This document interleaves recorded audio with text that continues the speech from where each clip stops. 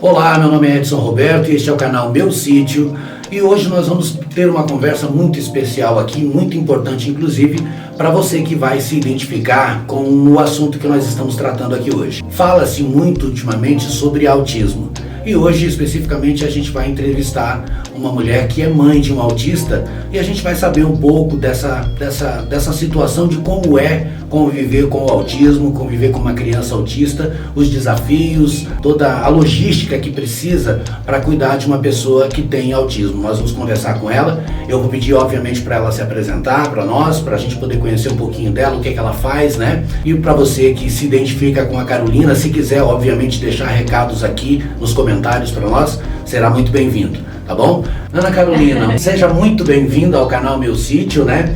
Você que é uma pessoa que eu conheci na imersão do Érico Rocha, né? Então eu gostaria que você falasse para nós quem é a Ana Carolina e principalmente, Ana, como foi descobrir o Miguel é um autista. Me diga aí. Sim, pessoal, muito prazer estar aqui. Muito obrigada, Edson, pelo convite. Estou muito feliz. Então, meu nome é Ana Carolina. Eu tenho um filho de 6 anos, que ele é autista.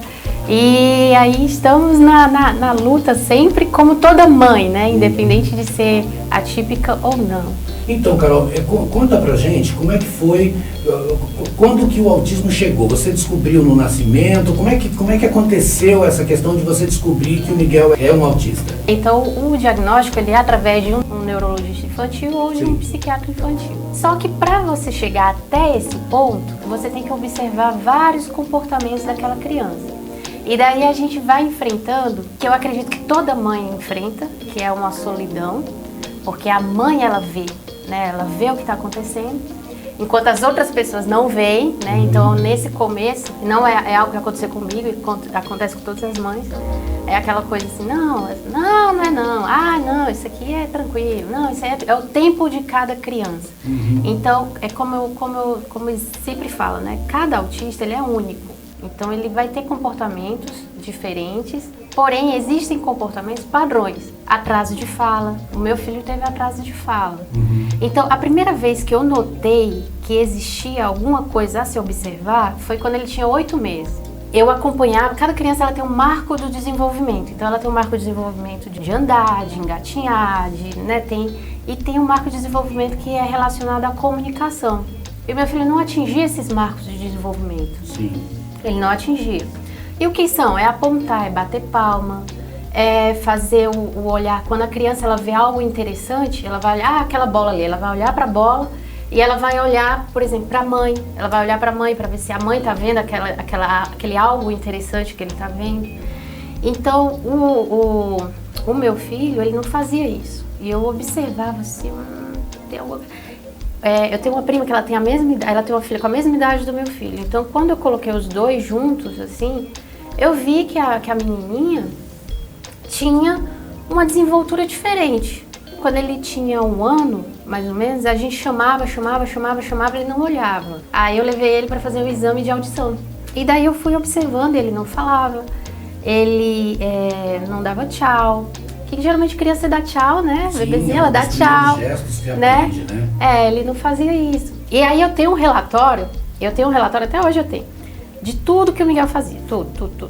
Eu ia anotando, porque eu gosto muito de estudar. Aí foi na época da pandemia, o Miguel é uma criança da pandemia, né? Então já diminuiu muito a convivência, então as pessoas diziam, é por conta da pandemia. Tudo era. Né? É por conta da pandemia, quando voltar, tudo. Aí eu lembro na época que ele estava numa escolinha, só que estava online, uma escolinha online para criança, para um bebê de 2 anos, né? Aí eu lembro que a diretora falou, não, cada criança tem o seu tempo. Aí tem criança que começa a falar com 3 anos. Aí eu fiquei com isso na cabeça, eu disse, não, se der 3 anos e o meu filho não falar, eu vou levar ele numa neuro. Até falei para o meu esposo, né? Se der 3 anos e o Miguel não falar, eu vou levar ele na neuro porque eu tô achando que o Miguel tem algum transtorno. E aí meu esposo, não sei o que, não é, né, aquela coisa, você é muito exagerado. Não só ele, mas todo mundo acha a mãe muito exagerada. Então na primeira consulta já saiu o laudo dele. de TEA. TEA, né? Que é transtorno do espectro autista. Como é espectro, né? É transtorno do espectro, existe uma gama de... Por isso que é espectro. Porque existe uma gama de comportamentos, né? Tem criança autista que não tem atraso de fala, né? Tem criança que fala normal, mas tem outras coisas que ela apresenta, né? Não consegue se socializar, não consegue dormir. O meu filho, ele tinha terror noturno, então ele acordava de noite, chorava assim uns 40 minutos. Eu lembro que eu passei 40 horas sem dormir, mano. Sim. Então, tipo assim, todos esses comportamentos são comportamentos de alerta, né? Isso com relação ao meu filho, né? Então, a partir daí eu notei, fui anotando. Tanto que quando o diagnóstico saiu, eu não entrei em luto. Tem muita mãe que entra em luto. O luto é pelo filho que ela idealizava. Por que mãe atípica? A maternidade atípica, ela é chamada assim, né? Denominada assim, porque ela foge do que é, de uma maneira mais simples, né? Simplificando, normal. Então, dentro da maternidade atípica, entra aí as mães com crianças que têm alguma síndrome genética, as mães que têm criança com algum tipo de deficiência. Então, tudo entra aí nesse rol aí da maternidade atípica. Carol, fala um pouco pra gente dos desafios de ser mãe de um autista. Olha, primeiramente, eu acho a maternidade em si, tanto típica quanto atípica, eu já acho desafiadora. Para quem é boa mãe, a maternidade ela é desafiadora. Então, quando você tem uma criança que tem algumas necessidades a mais, ela se torna mais desafiadora ainda. Então, os maiores desafios dependem muito também das condições financeiras, do grau de necessidade daquela criança. Então, tem crianças que têm, nessa parte do autismo, e sim, tem crianças que têm um nível severo, tem um nível de suporte, que a gente chama níveis de suporte. Tem 1, 2 e 3. Então, uma criança que tem o nível 3 de suporte já é uma dificuldade muito, muito, muito maior, né? Então, se essa mãe, ela tem uma condição financeira muito ruim, aí é mais desafiador ainda. Então, não existe, assim, uma regra, assim, é desafiador por isso, por isso, por isso, por isso. Não. Existe todo um contexto, cada autista, ele é de um jeito, não existe um autista igual ao outro, cada autista é de um jeito. Então, tudo tem que ser, assim, analisado, não existe uma receita de bolo. Né? Não existe uma denominação única para aquela situação. E Carol, me conta, como é que é o dia a dia de cuidar de um autista? A minha situação hoje, eu me sinto até mais privilegiado do que quando eu vejo outras mães, sabe? Porque hoje está muito mais fácil do que antes, por conta do diagnóstico precoce. Então, quanto mais cedo a mãe levar para o médico, investigar, começar as investigações, porque você pode hoje, com 1 ano e meio, já pode ter laudo de TEA. Então, com 1 ano e meio a criança já começa a fazer terapia, começa as intervenções, que foi o que aconteceu com meu filho começou com 3 anos. Então, hoje é uma criança, olha, não dá trabalho de nada hoje em dia, sabe? Tem as particularidades dele, mas talvez por eu ter o parâmetro de comparação como era antes, hoje está bem mais fácil. Mas é muito mais difícil do que com uma criança típica. Por exemplo, meu filho faz terapia, então 6 horas semanais da nossa vida é dentro de uma clínica, né? Você tem uma criança autista em casa, você tem que ter recurso financeiro, não tem jeito. Porque pelo SUS, impossível. Impossível. Eu conheço mães que estão há 3 anos na fila do SUS para uma terapia. Isso é um absurdo. Em 3 anos a criança vai... Em 3 anos o que a criança está perdendo. Exato. Né? Aí você vai para o plano de saúde. No plano de saúde é um mal necessário, só que o plano de saúde é muita briga com o plano de saúde. Imagino que seja mesmo, porque o autismo, você com certeza com a experiência que tem pode falar isso com mais clareza. Ainda existe preconceito, né? Ainda existe preconceito. E aí a gente fez uma pequena pesquisa a respeito do autismo e eu gostaria de comentar o seguinte. Obviamente que eu já sou de um outro tempo, né? E aí, para quem estiver nos ouvindo, eu acho que dá para a gente fazer essa comparação. Na minha época, como é que a gente não sabia do autismo, ou seja, não existia o diagnóstico de autismo, né? Não é que não existia, ele não era claro, não tinha esse nome, autismo, né? Ou pelo menos a gente não sabia disso. Aliás, ultimamente tem tanta coisa que já acontecia há tanto tempo que a gente só está sabendo hoje que é assim. né? Porque a comunicação ficou maior, as informações, o nível de informação que a humanidade chegou hoje é muito maior do que há 20, 30, 40 anos atrás. Quero lembrar de uma situação, por exemplo, na minha escola, quando eu estudava, nós tínhamos um colega que se chamava Mineiro. Ele era um menino diferente dos normais. Em tamanho, ele tinha a nossa faixa etária, era um garoto de 12 anos com quase 2 metros de altura. Um comportamento completamente fechado, ele não conversava com ninguém. Mas de uma inteligência, era incrível.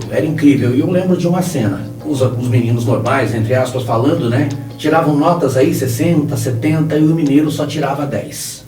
Só 10. Ele parece que ele entrava dentro dos livros assim, né? E em um belo dia, uma prova de estudos sociais, eu me lembro, era uma matéria que existia muito, ele tirou 80. Esse garoto chorou de um jeito dentro da sala de aula que todo mundo ficou impressionado, porque a gente tirava 50, tirava 60, ele tirou 80 e chorou. Ele só tirava 10. Ou seja, então existe essa questão, né? O autismo, ele não aceita determinadas coisas que se apresenta a ele. Por exemplo, quando você falou que o Miguel não gosta de surpresa, né? Então essa é uma característica do autismo. E obviamente que a gente sabe que o autismo existem 3 níveis, né? Que é o nível 1, que exige um apoio, o nível 2, que exige um apoio substancial, e o nível 3, que já entra em um apoio maior do que substancial, e aí já entra a questão de medicação, né? O Miguel, em qual nível que ele está? O Miguel, ele é nível 2 também por ser criança. Sim. Né? Os níveis, eles estão relacionados ao suporte. Então você vê adultos autistas nível 2, né? Então, tipo assim, mas como ele é um adulto, ele se vira e tal? Não, às vezes aquela pessoa precisa de um suporte, precisa ter uma pessoa ali para tá dando aquele suporte, está resolvendo coisas, para dar aquele suporte emocional, né? Então, os níveis, eles são relacionados ao nível de suporte. A criança em si, ela precisa de suporte, né? Natural, né? Natural. Então, o Miguel, por ser criança, ele ainda fica ali no nível 2. O nível 3 é porque sofreu uma reformulação, porque o nível 1, antes, ele era o Asperger. Antigamente, existia o Asperger, existia o autismo, né? Hoje, eles são uma coisa só. O Asperger, ele é o nível 1. O Asperger é o que a gente conhece por aquelas pessoas muito inteligentes, aqueles gênios, aquela pessoa que não tem dificuldade nenhuma de falar, não tem dificuldade nenhuma em andar em outros lugares, mas é um autista, né? Então, ele é o nível 1. O nível 2 já tem um suporte maior, né? Só que ele não vai ter ali uma deficiência intelectual. O nível 3 já fica mais concentrado os autistas que têm deficiência intelectual. Porque tem isso. O autismo em si, ele não é uma doença. Então, é como se fosse um processador, um computador, que tivesse um processamento diferente, né? Então, assim é o autismo. Então, essa questão do suporte, ele é muito relacionado também à forma como eles processam as informações. Vamos supor, a hora da comunicação. Sim. Ele tem uma baixa atividade ali na área da comunicação. Porém, ali na área da inteligência, é alta. Tem autistas que têm uma memória extremamente impressionante. Tem autista nível 3 que tem uma deficiência intelectual, mas chega num piano, toca ali Você vai chegar numa orquestra, é um maestro que você olha assim, meu Deus. Você, obviamente, já falou ali que não entrou em luto, né? Não. Quando descobriu do autismo. Mas assim como mãe, como pessoa, descobrir que tem um filho autista, qual que é como é que é aquele primeiro momento em que você recebe essa informação? Como mãe, o que você nos fala disso? Olha, eu acho que o que mais me incomodou, que eu posso dizer incômodo, é o medo de como vai ser o mundo para ele e o medo de eu morrer. Esse é o seu maior medo, o medo de eu não estar aqui. Não estar aqui para poder dar o suporte para poder proteger ele, né? Esse foi o que mais me preocupou na época. E o Miguel, como ele não falava, eu lembro que eu pensei assim, poxa, logo na vez do Miguel, né? Porque logo ele. Logo ele, né? Bateu isso. E aí eu lembro que uma coisa que eu fiquei muito abalada, que eu fiquei assim, poxa, eu nunca vou escutar meu filho falar eu te amo. E aí eu chorei, só que na hora eu tenho eu não sou religiosa, eu gosto muito da espiritualidade, sabe? Não religião, mas espiritualidade. Sim. E daí eu lembro que eu sentia, assim, uma coisa, assim, aquela coisa, assim, que eu sou muito... Não, se erga, né? Aquela coisa, assim, olha, se erga. E eu lembro que nessa hora eu senti aquela coisa assim, não, falar, você escutar, eu te amo, quantas vezes a gente escuta e não é verdade? Já meu filho, ele não fala, mas ele mostra pra mim que me ama todos os dias. Então por que eu vou estar aqui chorando? Porque eu não vou escutar ele falar eu te amo? Por que eu vou estar aqui chorando por isso? Aí eu, não. Aqui é uma missão, que isso é uma coisa que a gente escuta muito, né? Como mãe, você é escolhida por Deus. Tem mãe que não gosta de escutar isso. Mas eu acho sim que a gente é escolhida. Eu acho que a gente é escolhida sim. Não é pra qualquer uma ser mãe de autista. Então eu lembro que nesse dia isso aqui é uma missão que Deus me deu. Então eu tenho que cumprir a missão com dignidade, vou ficar aqui chorando. Antigamente as mulheres sofriam muito mais. Eu vim de uma família que as mulheres sofriam, eram muito fortes. Então nunca mais eu me deixei abalar pelos desafios. Quando chegam os desafios, que são muitos, eu olho para o desafio e eu penso assim, não, é a minha missão de vida. É a minha missão e eu vou fazer o que for possível, vou fazer essa missão com dignidade. Eu me erguei e vou. Então realmente isso aí foi o dia que bateu o desespero. Mas que eu também, ao mesmo tempo que bateu a responsabilidade. Não é sobre mim, é sobre ele. Não são os meus desafios, são os desafios dele. Eu não posso estar aqui chorando por mim. Eu tenho que ficar forte e firme por ele. Então, a partir daí, eu... Muito bonito ouvir você falar isso, Carol, porque nós estamos vivendo uma época muito complicada, né? A gente vê muito mesmo... Eu vou usar o termo filhos mal criados. Por que eu digo isso, tá? Uma criança até os 9 anos de idade, toda a formação psicológica dela vem do seio familiar. Tudo que uma criança vai ser ou pode ser no futuro vai se formar até os 9 anos de idade. Então, para os pais que estão nos ouvindo, é muito importante pensar nisso. Como você se comporta dentro de casa com uma criança? Como você age diante da vida na frente dos seus filhos? O teu linguajar, as coisas que você fala, as coisas que você faz dentro da sua casa. Tudo isso, uma criança, ela ao olhar isso, ela vê e pensa assim, nossa, meu pai e minha mãe são meus heróis. Então as coisas que eles fazem são as coisas que eu vou fazer. Eles são o meu espelho de vida.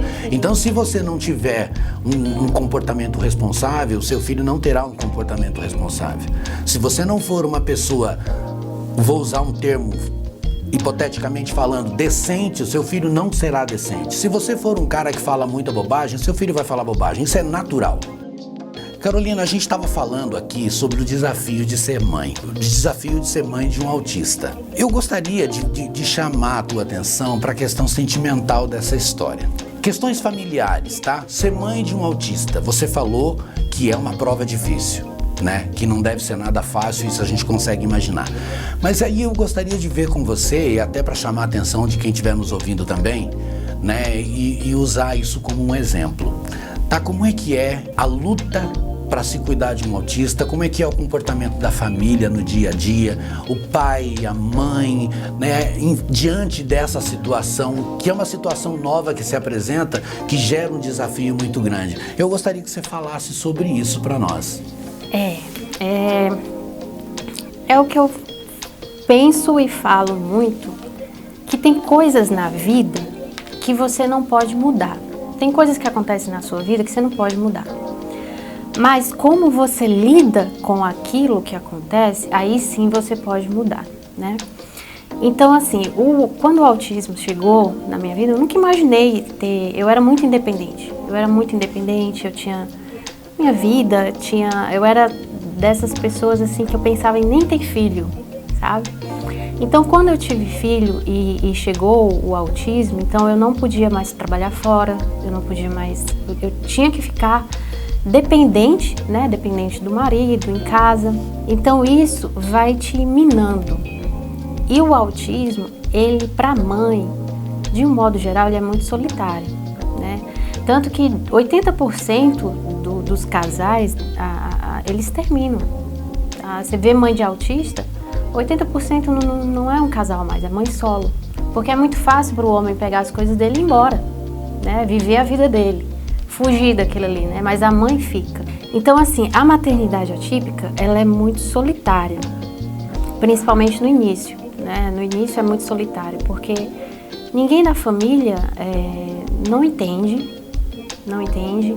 Existem muitas famílias que têm preconceito, que entram na negação. Então, no meio disso tudo, tá uma mãe sozinha com o filho, tendo que lidar com tudo. Existe uma pesquisa que o grau de estresse de uma mãe de autista, ele é semelhante de um soldado em combate, pra você ter uma ideia. De tanto estresse que é, porque primeiro, como no meu caso, né, meu filho não dormia. Eu não dormia. Se ele não dorme, eu não durmo, né? Então, se você tá em privação de sono, já é um problema, né? Então, tem muitas mães, eu nunca esqueço uma vez, uma mãe que eu conheci, uma mãe de autista, que ela chegou a pesar, ela estava pesando 100 quilos na época. E aí ela falou assim, Carol, o meu momento de maior alegria do dia é quando eu como. Porque a comida, ela tem esse negócio da dopamina, né? Isso, é verdade. Provoca situações de bem-estar na pessoa, né? Ela disse, não, o melhor momento do meu dia é quando eu como. Então, ela tinha essa compulsão alimentar. Então, tipo assim, como é difícil e é solitário. Porque, primeiro, você conseguir terapia para o teu filho é difícil, quanto mais para você. Existe, assim, um suporte? Existe aqui um suporte aqui de terapias para as mães de autistas. Não existe. A não ser que tenha uma organização, uma associação, uma faculdade que disponibilize os estudantes, mas de um modo geral não tem. Então a mãe de autista já está sozinha, ela não tem um suporte emocional. Aí ela vai, se ela não tem rede de apoio, qual é a rede de apoio dela? É o marido. Muitas vezes o marido não está nem aí, né? Então, até no começo, o meu casamento, ele deu muito errado, assim, porque pro meu marido, para ele foi uma surpresa. Ele entrou em negação, para ele foi uma surpresa ele ter um filho. Por mais que eu dissesse, olha, Rafael, eu acho que o Miguel é autista. E o Rafael, não. É uma situação bem particular essa, né? A questão da negação, né? Porque como não é uma coisa muito comum, vamos dizer assim, né? Na verdade, não é nem a questão de ser comum. Como ser humano, entre aspas, perfeitos, a gente normalmente nega quando tem algum problema de saúde, entre aspas, grave. Né? Isso não acontece só com o autismo, não. A gente costuma não aceitar, por exemplo, quando um determinado parente ou até mesmo alguém da família tem câncer, por exemplo. Você entra em negação, né? Então, imagino que não deva realmente ser nada fácil para um pai ou para uma mãe. Sim, então, tipo assim, para ele foi difícil lidar. Eu vim acompanhando. Então, o diagnóstico para mim, ele foi parcelado. Eu falo que ele foi parcelado. Sim. Por isso que eu não entrei num luto. Porque ele foi parcelado, eu fui olhando, olha, tá errado. Aí eu ia estudar, olha, eu tô achando que, né? Então, pra mim, quando saiu o diagnóstico, eu meio que já sabia. Só que pro Rafael, não. Pra ele foi um baque. Ele teve que lidar com isso de uma forma que pra mim, eu já tinha lidado com isso, né? Então, balançou muito o relacionamento, né? Porque eu precisava de apoio. Em contrapartida, como eu não trabalhava, ele me dava o suporte, ele dava suporte financeiro pra gente. Então, ele fazia o que ele podia fazer, né? Apesar dele as crises que o Miguel tinha, era sempre eu e o Miguel. Sempre você e o Miguel, né? Ele não estava presente. Mas eu não julgo porque ele também não poderia lidar com aquilo, né? Ele não sabia lidar com aquilo.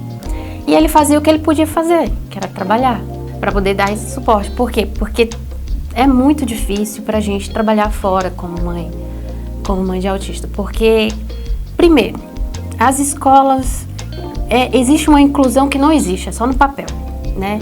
Então a gente tem dificuldade com a escola, dificuldade com terapia, dificuldade com a sociedade em si, porque a gente também tem que lidar com a sociedade. Eu falo muito assim que o autismo, o mais difícil não é a criança, é tudo que envolve a criança, né? Então, Escola, muitas vezes a escola é a única rede de apoio que a mãe tem, porque é quando a criança vai para a escola que a mãe consegue respirar, né? Mas, e ainda assim, existem escolas e escolas, e eu estou falando tanto particular quanto pública, né? Então, existem muitos profissionais bons, mas também existem muitos profissionais ruins.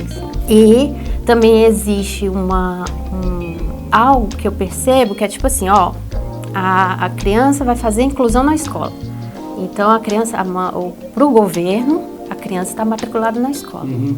Independente se tem suporte, se tem ajuda, se tem profissional de apoio, porque o autista, ele precisa, alguns, né, principalmente, precisam de um profissional de apoio, de ter um profissional lá, porque tem autista que ainda usa fralda, tem dificuldade de tirar a fralda, tem dificuldade em comer, né, de pegar uma colher, tem dificuldade motora, então precisa mas tem uma inteligência normal. Fora do normal, exatamente. Então essa criança, ela não pode ir ela pode ir para uma escola regular, só que com um determinado apoio. E esses profissionais de apoio é muito difícil ter. Ao mesmo tempo, eu até trato isso nas redes sociais. Eu vejo muito esse movimento, que eu não julgo, mas eu vejo muito esse movimento de mães filmam os filhos em crise. Eu não julgo, porque aquela criança, aquele vídeo da criança em crise, a outra mãe diz assim, olha, tá vendo, meu filho faz isso aqui. O problema é que vira um ciclo vicioso, porque aí quanto mais criança em crise, mais engajamento, mais não sei o quê, e não sai disso aí, né? Na verdade, quando a gente para pensar que os pais estão divulgando imagens, eles estão usando isso como uma forma, talvez, né, de compartilhar situações, mas isso não acontece na internet, isso acaba viralizando e tendo uma outra conotação, né? E a lei, existe lei para proteger divulgação de vídeo de criança em qualquer situação. Em qualquer situação, né? As crianças não podem ficar expostas a esse mundo. Carolina, você está falando, né, dessas questões de família, de cuidado, de criança autista. O Miguel, com certeza, ele usa medicação, né? Usa. Quais são as medicações que ele usa hoje, se você puder falar pra gente? Usa. Inclusive, antes eu era muito contra a medicação. As pessoas falavam, a médica falava, a medicação, eu não queria nem saber de remédio.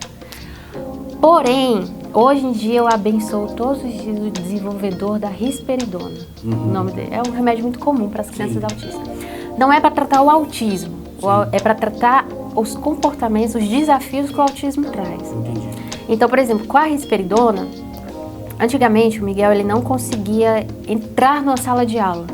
Ele entrava na sala de aula, a professora começava, vamos, não sei o que, pronto, bateu o palmo ali, ele já ficava assim. Já ficava perturbado. Nossa, o barulho perturbava muito ele. Ele batia a cabeça, ele ficava tão agoniado que ele batia a cabeça na parede, assim, ele ficava com a testinha toda roxinha, sabe? Tanto que uma vez eu fui buscar ele na escola, ele com a testa toda roxa, eu fiquei bem revoltada, porque... E a professora, eu nunca esqueço, que a professora olhou pra mim e disse assim, poxa, mas como é que você deixou ele chegar nesse ponto? A testa toda roxinha? Ela, não, mas você não nos avisou o que era pra fazer. Poxa, mas tinha que avisar? É muito desafiador, né? Então, quando ele começou a tomar a risperidona, ele conseguiu dormir. Ele conseguiu dormir uma noite inteira, e eu também, né? Ele dormiu, eu dormi. E ele conseguiu diminuir essa autoagressividade que ele tinha.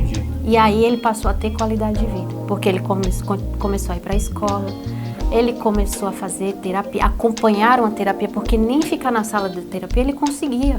Então, quando chegou a medicação, aí trouxe essa paz para ele, aí ele conseguiu dormir, conseguiu assistir aula, conseguiu desenvolver na terapia, aí sim. Aí hoje em dia ele já vai estar tirando a medicação. Hoje em dia já está... Essa tirada de medicação, ela como é que se diz? É um teste ou vai tirar mesmo a medicação? Ou seja, ele teve uma melhora grande com essa medicação. Carol, eu quero te perguntar isso, tá? A gente obviamente fez alguns estudos, algumas pesquisas. Você chegou a ouvir falar sobre tratamento com o canabidiol? É claro que a sociedade médica nem toda ela está usando o canabidiol. Mas a gente já tem testemunhos e relatos de que o canabidiol tem ajudado muitos autistas, né? Em determinadas situações. Você chegou a adquirir informação sobre isso? Chegou até chegar perto de utilizar ou não? Olha, cheguei perto, eu pesquisei bastante. Eu sempre estou pesquisando tudo, né? Porque isso é até um ponto que eu queria falar depois. Porque o Miguel, eu faço terapia com ele todo dia, em casa. Em casa. Todos os dias eu disponibilizo assim meu tempo, no mínimo meia hora, para fazer uma terapia com ele. Porque se você for depender do SUS, do plano de saúde, você não tem. E a criança fica lá, vai se fazer, né? Você vai deixar essa criança esperar. Vai entrar numa fila, vai ficar eternamente esperando. Eternamente, não. Então, tem que fazer. Não tem pra onde correr. Você tem que fazer. E daí, eu pesquisei bastante o canabidiol, só que eu percebi, assim, em termos de relatos. Não peguei, assim, um estudo clínico sobre isso. Sim. Eu converso muito com as mães. E daí eu percebi que as mães falam muito assim, olha, se eu pudesse hoje, eu usaria só um. Porque tem mãe que usa risperidona e o canabidiol. Então, pelo que eu vi, de um modo geral, o relato das mães é que não, hoje eu só usaria um deles. Entendi. Então, eu espero terminar a risperidona do Miguel, aquele terminar total, ver como é que ele fica, Isso. né? Para depois, quem sabe, começar o canabidiol. Canabidiol. Não é algo que eu descarto, não. E eu vejo que tem o canabidiol não só para autismo, né? Tem o pessoal que tem dores musculares. Sim. O canabidiol ele tem sido utilizado para muita coisa. Para muita coisa. Eu achei muito interessante. E ele é até bem mais natural do que um produto como Exato. remédio. No caso do canabidiol também a gente vai enfrentar, principalmente a partir do momento em que ele se tornar uma coisa muito comum para tratamentos das várias doenças aí, já está enfrentando e vai continuar enfrentando muita diversidade de aceitação, né, do público com relação a isso, até porque é um princípio ativo, é um medicamento que vem de uma planta, entre aspas, maldita, vamos dizer assim, né, que provoca muita coisa ruim, né, entre os usuários. Carol, você faz um trabalho na internet com relação ao autismo ou não? Como é que é isso? Sim e não. Então conta um pouco pra gente, porque eu acho que se obviamente nós tivermos aqui um público que tem pessoas autistas, vão querer saber desse trabalho que você faz. Sim, como é que é isso? Eu estava tão focada no Miguel que eu percebi depois que eu poderia ter mostrado mais o nosso dia a dia para ajudar outras mães. Entendi. Né? Então hoje eu abri meu Instagram agora, ele é público agora, e hoje o que eu falo muito lá, e que é o que eu tô trazendo bastante, são as mães fazerem a terapia em casa com os filhos, porque Sim. É possível. Por exemplo, o ano de 2024, eu tive tanto problema com o plano de saúde que o Miguel ficou 1 ano sem terapia, só que ele, efetiva, sabe? Só que todos os dias ele fez terapia em casa e ele evoluiu. Então, tipo assim, se eu não tivesse feito, se eu tivesse ficado esperando a boa vontade de um plano de saúde, tá entendendo? Será que ele teria evoluído a esse ponto? Então, existem muitas técnicas que você pode fazer em casa. Uma coisa que eu fazia em casa, vou dar um exemplo. O autista, alguns, né, eles não conseguem nomear. Meu filho não sabia, eu falava assim, Miguel, coloca essa garrafa em cima da mesa. Ele não sabia o que era mesa, não sabia o que era garrafa. Então, tipo assim, o que eu fazia? Todo dia eu vou nomear uma coisa diferente para ele fazer. Todo dia. Então, todo dia eu dava um comando para ele fazer.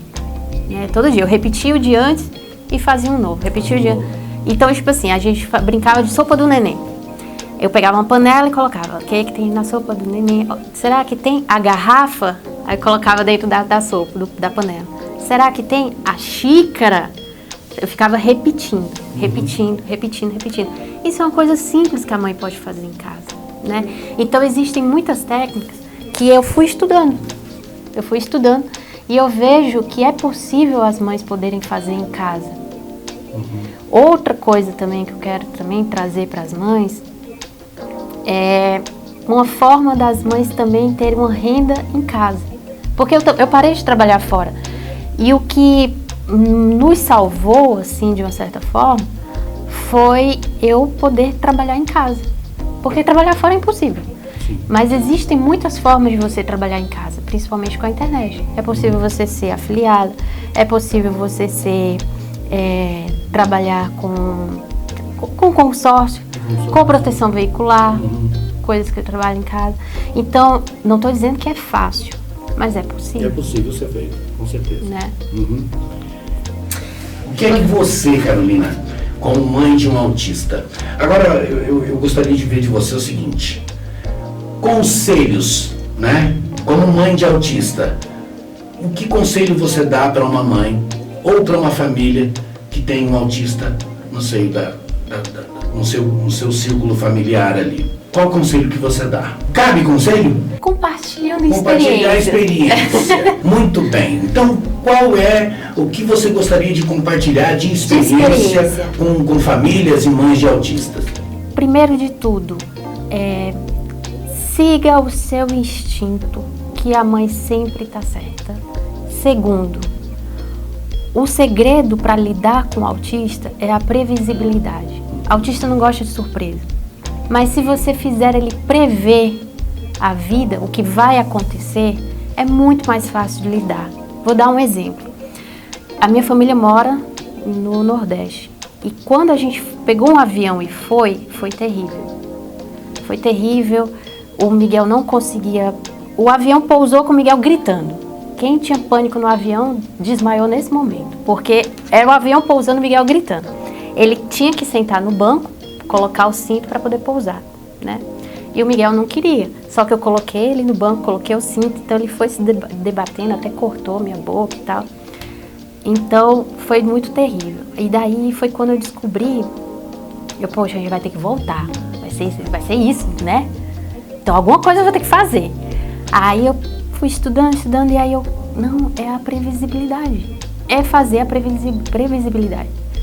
Então, eu fiz um avião de papelão, a gente passou uma semana naquele avião, com a malinha, vamos fazer o check-in e tá, vamos lá no avião, o avião vai decolar, isso aqui, montando situações do dia a dia. E a partir daí, foi quando eu descobri, não, isso é pra tudo. Então, hoje o Miguel, ele fica numa fila, por quê? Porque eu simulo situações do dia. Hoje o Miguel vai para o hospital, ele fica sentadinho lá esperando a vez dele. Por quê? Porque eu comprei as coisas de médico, né? Esses baratinho mesmo. Miguel, vamos no médico? Vamos. Então, a gente vai aqui no médico. A médica, ela vai... Eu sou a médica, coloca a médica. Vamos colocar o estetoscópio. Eu faço toda a simulação do dia a dia para ele. Então, quando eu digo assim, Miguel, nós vamos na médica, ela vai colocar o aparelhinho de escutar o pulmão. Tranquilo, sabe? Miguel. Ou seja, são situações que ele está vivendo dentro da casa com a família. Sim. E que para ele serão situações que ele não vai ver aquilo como algo estranho. Como algo estranho, né? Exatamente. Ou seja, a aceitação fica muito mais fácil, né? Exatamente. Pra ele, né? Então, simule situações do dia. Cortar o cabelo. Hoje em dia o Miguel corta o cabelo, graças a Deus. Hoje em dia o Miguel vai pro dentista. Para ele ir pra dentista, eu acho que eu passei uns 6 meses fazendo a brincadeira do dentista. E aí vai lá no jacaré. E aí escova o dente do jacaré. E bota a maquininha no jacaré. Vamos assistir o vídeo do dentista? Aí a gente mostrava lá o videozinho. Olha, o dentista vai cuidar do dentinho. Criando, não é do dia para noite. Sim. É um processo. Então, vamos fazer as simulações do dia a dia, criar a rotina, mostrar que eles são muito visuais. Eles precisam enxergar algo que faça sentido para eles. Então, cria uma rotina. O Miguel tem um calendáriozinho dele. Então, hoje, com imagens mesmo. Sim. Hoje nós vamos escovar o dentinho. Hoje não, agora vamos escovar o dentinho. Então, tem a figurinha dele escovando o dentinho. Tem a figura, para tirar a fralda dele, foi desse jeito também. Com figurinhas, com imagens. Então, para ele, para o nível de suporte dele, funcionou. E para algumas mães funciona também. Então, isso foi feito em casa, não foi porque geralmente o profissional, ele tem muita teoria, mas ninguém vai saber mais como lidar com o autista do que a família. Então, né, Edson, como eu digo muito, né, simule as situações do dia a dia. Eu sei que dá trabalho. Ser mãe dá trabalho. né? As nossas avós, mães, bisavós, tinham muito mais trabalho do que hoje. Então, todos os dias, vai fazendo uma simulaçãozinha, simule o dia a dia. Por exemplo, cortar cabelo. Então, eu comprei brinquedinhos, não é caro. Tipo, é R$14, é R$20. Um brinquedinho faça barulhinho e vai ajeitando aqui.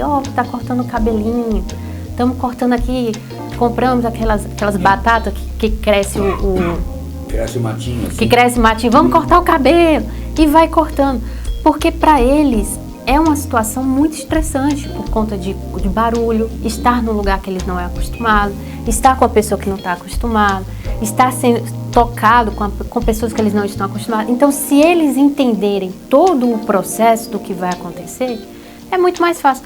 A gente que é adulto, se a gente tiver algo marcado e naquele momento a gente chega lá, não saiu como planejado, a gente não fica bem, imagina eles. Então, se você simular as situações, dar essa previsibilidade para eles, é muito mais fácil de lidar. Então, esse compartilhando a experiência que eu aprendi com o Miguelzinho. Carolina, eu quero te dar os parabéns, tá? De ouvir você falar de como você está lidando com essa situação. Imagino, obviamente, que não seja nada fácil cuidar de uma criança autista. Eu vou agradecer a tua presença aqui, tá? E quero convidar você para a gente voltar a falar sobre esse assunto, porque com certeza nós teremos aí algumas pessoas que vão ter interesse nisso, né? Vão ter interesse em saber como que foi, como que é para você conviver com uma criança autista.